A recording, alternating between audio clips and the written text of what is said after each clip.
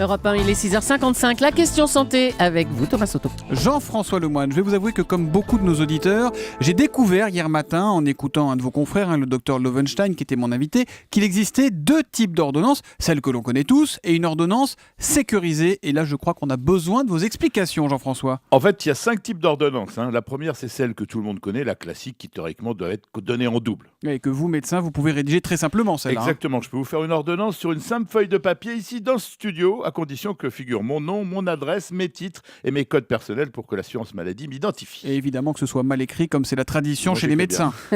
Bon, et le deuxième type d'ordonnance alors? Alors c'est ce qu'on appelle les bisones. Des milliers de Français qui souffrent d'une affection longue durée prise en charge à 100% les connaissent bien. Pourquoi bisone? Parce qu'une partie haute est réservée à ces soins. La partie basse, c'est pour les prescriptions sans rapport avec la maladie et qui, elles, sont remboursées au taux habituel. Bon, c'est pas ça qu'on appelle l'ordonnance sécurisée. Non, l'ordonnance sécurisée est théoriquement infalsifiable. Seuls des éditeurs agréés peuvent les fabriquer en papier filigrané blanc.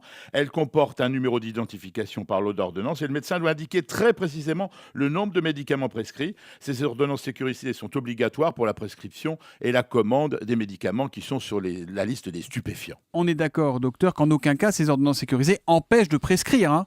Alors quel intérêt pour lutter contre la surconsommation de benzodiazépines, comme on dit, autrement dit les somnifères, les anxiolytiques, puisque le docteur Lovenstein nous disait hier qu'il fallait que les médecins utilisent ces ordonnances sécurisées pour prescrire ces médicaments-là. Ça sert à quoi? Ça permet aux médecins de mieux contrôler la prescription et les doses. Ce sont aussi des prescriptions moins faciles à obtenir et plus aisées à surveiller. Mais vous avez raison, ce n'est pas la véritable solution pour la surconsommation de ces médicaments. Les généralistes ne vont pas aimer cette contrainte supplémentaire. Eux, ils se contentent d'évoquer, comme hier, la crise pour justifier l'augmentation de la prescription. C'est pas, à mon sens, non plus une excuse.